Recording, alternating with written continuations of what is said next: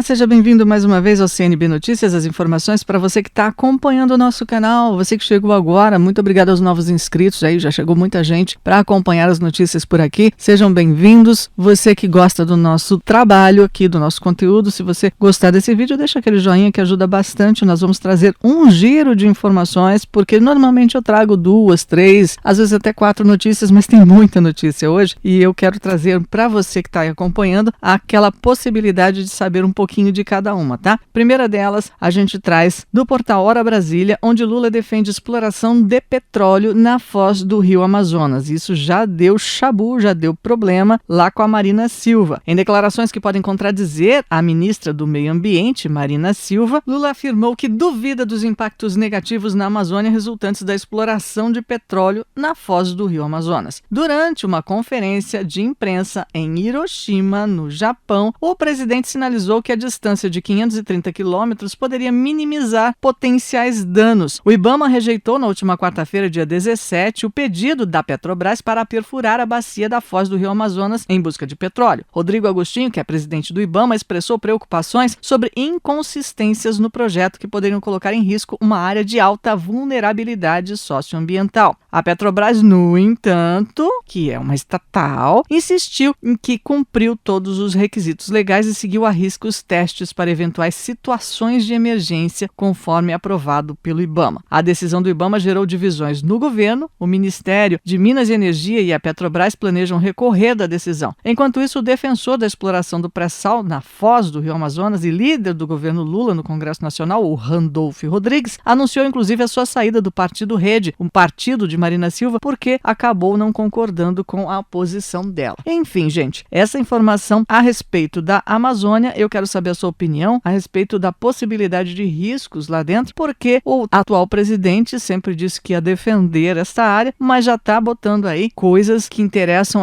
na parte financeira, né? O negócio aí é fazer dinheiro. E vamos continuar aqui com o nosso giro, e eu quero fazer informações um pouco mais rápidas, espero que esse vídeo não fique muito longo. Direto da revista Oeste, Moraes vota para anular condenação por peculato de ministro de Lula. Peculato é quando o cara desvia uma verba, tá? Que seria para fazer alguma coisa para uma cidade, um município, para um estado, enfim. Quando o político desvia uma verba para fazer uma outra coisa que não é aquela função primeira. O Alexandre de Moraes, do STF, votou para anular a condenação do ministro do Desenvolvimento Regional, Valdez Góes. Em 2019, o STJ havia condenado Góes, que é ex-governador do Amapá, a 6 anos de prisão por peculato. Segundo o acórdão, ele desviou recursos destinados ao pagamento de empréstimos consignados de servidores do Estado entre 2009 e 2010. Moraes, no entanto, entendeu que o então governador usou esses valores para atender a outras prioridades públicas sem proveito particular, conforme voto proferido no plenário virtual do STF. Abre aspas para o que escreveu Moraes a respeito disso. Dessa forma, verificando-se que a utilização do recurso desviado ocorreu para finalidade estritamente pública, em proveito da própria administração, é imperioso reconhecer a não ocorrência do crime de peculato desvio. Fecha aspas. A questão aí, gente, é que mais uma vez, quando é do interesse deles, porque afinal de contas ele foi escolhido por Lula para esta função, para esse ministério, aí os crimes não são crimes. Agora, quando interessa a eles que a pessoa seja punida ou caçada, excluída, aí qualquer coisa vira crime. Veja bem a quantidade de diferença que existe no julgamento. Inclusive, a ONG Transparência Internacional criticou a escolha de Góes pelo Lula em razão dessa condenação. Segundo a ONG, abre aspas, a nomeação de um ministro condenado à prisão destoa desses bons quadros e acende todos os alertas, fecha aspas. A ONG também criticou Lula pelo silêncio sobre o combate à corrupção. Isso é uma corrupção, ele desviou dinheiro e apesar da alegação do Moraes de que foi para uma função pública, não temos informação de para onde foi esse dinheiro. Mais uma informação chegando aqui nesse giro rápido, gente, vamos falar direto da revista Oeste. Lupion, o objetivo do MST nunca foi a reforma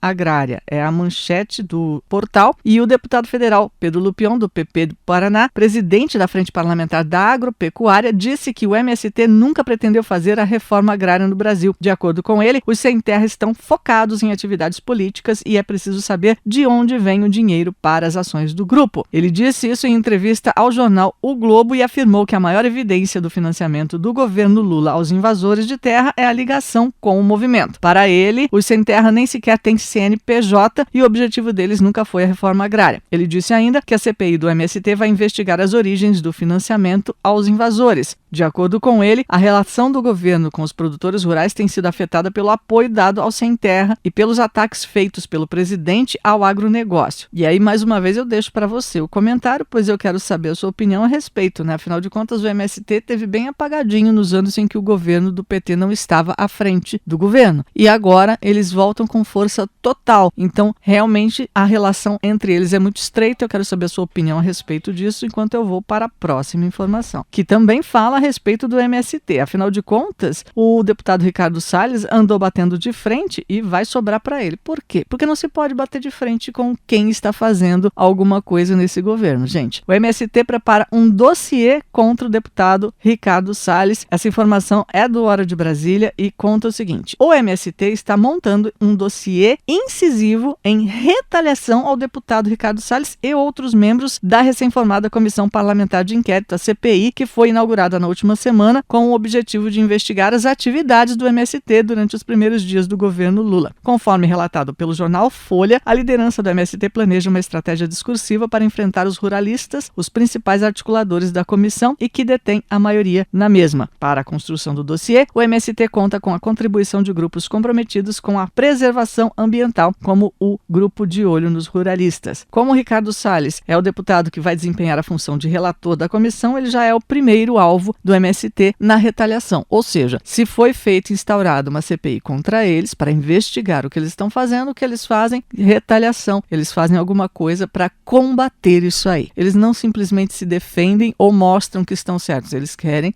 combater de forma direta. E aí eu deixo mais uma vez a sua opinião aqui. Gente, tem muita notícia e eu quero saber a tua opinião a respeito de todas elas, viu? Tem mais uma informação chegando aqui, porque foi bomba atrás de bomba para começar essa semana aqui no canal, contando para você o que está acontecendo. O Terra Brasil Notícias diz que ex-sócio de Cerveró vai chefiar o departamento jurídico da Petrobras. É isso mesmo que você ouviu. O presidente da Petrobras, Jean Paul Prats, nomeou o advogado Marcelo de Oliveira Melo para comandar o departamento jurídico da estatal. Isso conforme publicou o Globo nesta segunda-feira, 22 de maio. Melo, que já trabalhou na petroleira, foi sócio de uma offshore de Nestor Cerveró, aquele do olhinho caído. O ex-diretor internacional da estatal, esse Melo, é réu confesso na Lava Jato, condenado a 6 anos de prisão por corrupção passiva e lavagem de dinheiro. Mas, segundo a Petrobras, qualquer candidato a funções da gestão na companhia deve atender os requisitos profissionais e técnicos necessários para a função e requisitos de integridade. Provavelmente também precisa do requisito já saber como desviar dinheiro, porque não é possível tudo isso que eles fazem. Eu quero saber o que você acha disso e vou para a minha última informação, que diz a respeito, inclusive, as informações que eu trouxe no último vídeo e fala a respeito do G7, do encontro do Lula que não aconteceu, enfim, muita coisa do que tem acontecido lá na história do encontro do Japão. A informação está no Terra Brasil Notícias também e diz o seguinte: G7. Lula é chamado de fujão após o Brasil ficar de fora da fórmula de paz da Ucrânia.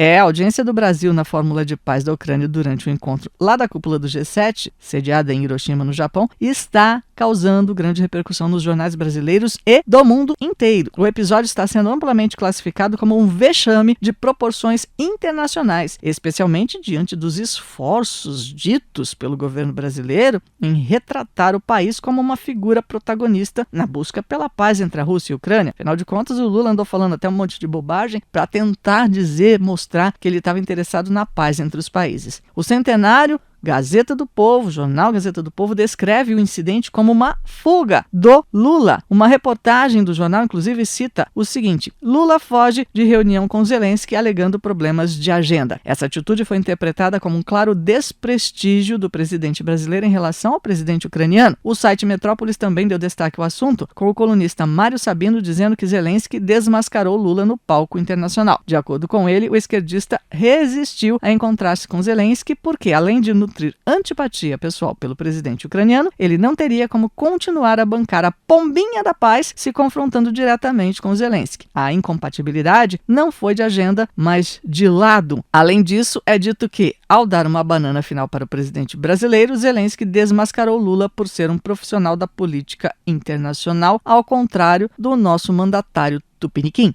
Nas redes sociais, o petista também tem sido alvo de duras críticas em relação à sua ausência na Fórmula da Paz. Muitos usuários expressam decepção e indignação, descrevendo o ocorrido como descaso e falta de compromisso do presidente em questões que realmente possuem relevância. E aí, você achou o que dessa maratona de informações que eu trouxe para você?